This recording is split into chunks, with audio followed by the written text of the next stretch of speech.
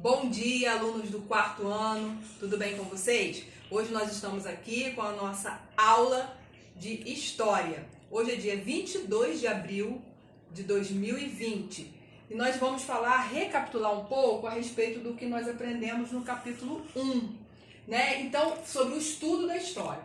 Nós aprendemos sobre as fontes históricas, onde nós chamamos de fonte histórica tudo aquilo que foi produzido pelo ser humano, o que nos ajuda a estudar aspectos relacionados ao passado, que são os documentos históricos, relatos orais, fotografias, objetos. Quem de vocês aí já teve em casa ou tem em casa um objeto como esse? Quem tem? Fala, depois você me diz aí, quem é que tem um objeto igual a esse? Também, a história é a área do conhecimento que estuda as ações do ser humano ao longo do tempo. Com ela, podemos compreender melhor o mundo em que vivemos e agir consciente para transformá-lo. Esse aqui também é um objeto chamado uma ampulheta. Marca a passagem do tempo. É um dos símbolos que representa a disciplina de história. Aprendemos também a respeito dos sujeitos históricos. Todas as pessoas que participam ativamente da sociedade são considerados sujeitos históricos, né? E o tempo histórico, que é o tempo ligado às transformações e aos ritmos de mudanças nas sociedades.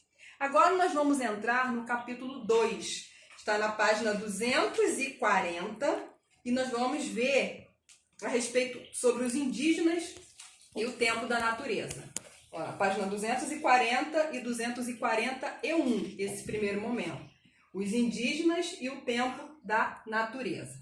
Os indígenas, nós sabemos que a relação dos povos indígenas com o ambiente é baseada no respeito pela terra e pelos demais seres vivos. Esses povos costumam organizar suas atividades de acordo com os ciclos naturais, como os períodos de chuva, seca, e assim conseguem viver em grande harmonia com a natureza.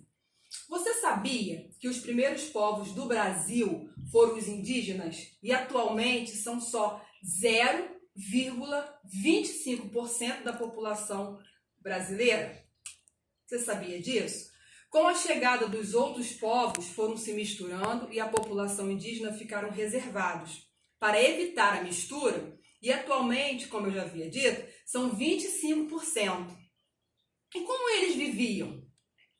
O capítulo 2 vai falar sobre isso, sobre o tempo da natureza. Exemplo, o sol, as mudanças da fase da lua e as estações do ano. Para o povo indígena, esses fenômenos eram um calendário para eles. Durante o dia, durante a noite, através das colheitas, eles sabiam que funcionava como calendário. Exemplo, a cada fase da lua, eles utilizavam para fazer colheitas, ou contavam dia e noite, através do sol e da lua. Eles também observavam de acordo com o tempo.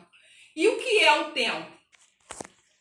Por exemplo, se tivéssemos um sol muito forte, teria um tipo de colheita específica para aquele dia.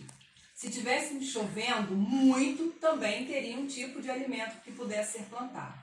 Podemos observar no calendário que foi criado, assim conforme o dia e noite e as fases da lua. Hoje nós também temos um calendário. O nosso calendário conta dias certinhos, né? Como dia 1º ao dia 30. Tenho aqui o exemplo de um calendário, né? Conta os dias certinho. Tem meses que são de 1 a 30, né? Fevereiro, por exemplo, é um mês que tem 28 dias ou 29.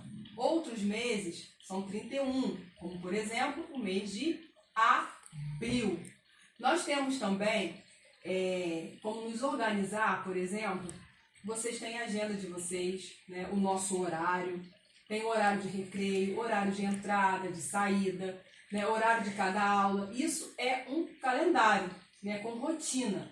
Os índios também tinham suas rotinas. Na página 242 e 243 e 244, fala sobre a rotina, né, do povo tucano. O povo tucano, antes de começar a preparar a terra, eles faziam todo um ritual. Eles acreditavam que era preciso colocar fogo, fazer uma fogueira, né, fazendo um ritual para que a colheita fosse boa. né? E no período em que há menos chuva, eles preparavam a terra para plantar. Então aqui, ó, nesse quadradinho aqui, o primeiro. Aqui acontecia um ritual. Depois, eles acreditavam que quanto menos chuva, né, seria melhor para plantar. Quanto menos, e no início do período de chuva, os indígenas começaram a plantar mandioca. E na época em que os peixes não estavam se reproduzindo, a pesca era mais abundante, né? Então essa era a rotina, era a cultura, o entendimento, a crença do povo tucano. Na página 243, as frutas são mais abundantes logo após o período de chuva. Após realizarem a colheita da mandioca, os indígenas celebravam o período da fartura dos alimentos. Todos os membros da aldeia tucano participavam da colheita da mandioca. E a caça de animais é mais comum nos períodos de seca. Agora, na página 244, vem mostrando também o tempo no dia a dia do povo Uari. Só que eles acreditavam diferente, eles plantavam, na época, só uma vez, por volta de outubro, quando as chuvas começavam a cair. Era o contrário. A cultura deles acreditavam que quanto mais chuva, melhor seria o plantio, seria a colheita. Diferente, né, dos tucanos. E aí na página 245 tem uma atividade para serem feitas. Uma atividade que é para você fazer no livro.